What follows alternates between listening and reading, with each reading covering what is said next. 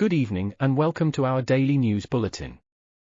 Today, on the occasion of India's 68th Republic Day, soldiers of the Indian Border Security Force and Pakistan Rangers exchanged sweets at the Wagah border crossing.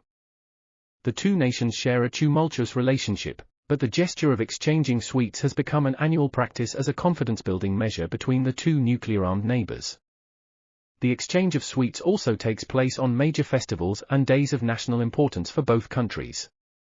India attained independence from British rule on August 15, 1947, and declared itself a sovereign republic state on January 26, 1950, with the adoption of its constitution.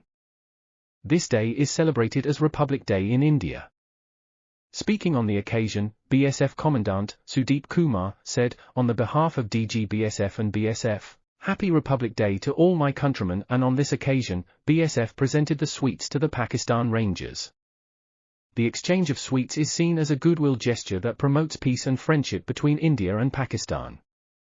This tradition is a small step towards normalizing the relationship between the two countries. That's all for now. Stay tuned for more updates on the latest news and events.